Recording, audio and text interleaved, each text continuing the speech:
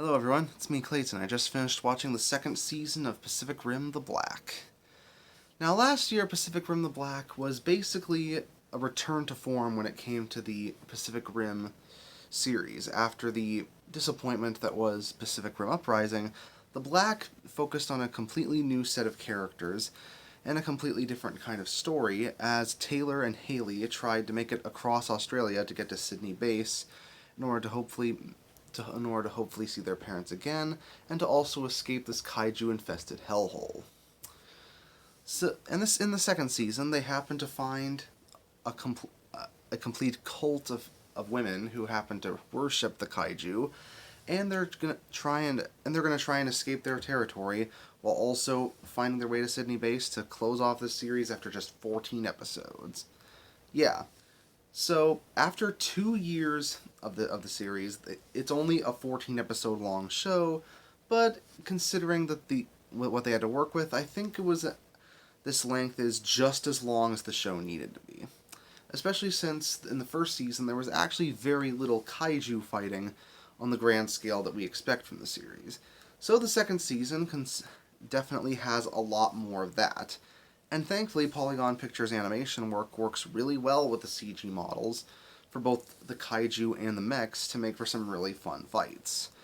Granted, there's also other mecha anime that are out there right now, such as Amame, Warrior on the Borderline, and the upcoming new Gundam, but this does make for some pretty good action for those who just want to see robot-on-monster action.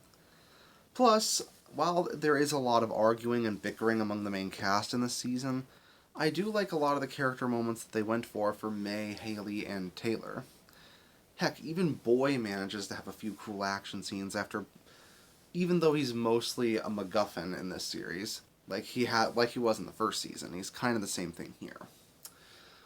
But what was surprising for me is that even really bland characters in the first season, like Shane, get to have different sides to them shown here. It's interesting that the series gets to borrow more from the emotional aspects of the first Pacific Rim when it comes to its drifting sequences and when it comes to viewing people's memories. It definitely happens to feel a lot more impactful that way, especially since the drifts, while some of the drifts do go by a bit fast, they do ultimately feel more like the original Pacific Rim series. And that final episode against possibly the biggest kaiju of the series to date is a really fun finale that also happens to have me care about an AI somehow. Granted, that's not to say that this season of Pacific Rim is perfect. Polygon Pictures' animation work is solid for the most part, but does have a few animation inconsistencies. I do think that the main antagonist, the High Priestess of the Sisters of the Kaiju, is a pretty one-note villain, and honestly, outside of a cool design, there's not much to say about her. And I do think that there are some dumb decisions made by certain characters, such as a hermit who thinks he can tame the kaiju, and some even done by the Australian military, that I would have written differently. So yeah, those things are definitely flaws this season. But as far as a Netflix spin-off of Pacific Rim goes, I do think this could have been a heck of a lot worse. So the fact that I enjoyed myself and that I was emotionally invested in Taylor and Haley's story at all shows that the series is doing something right.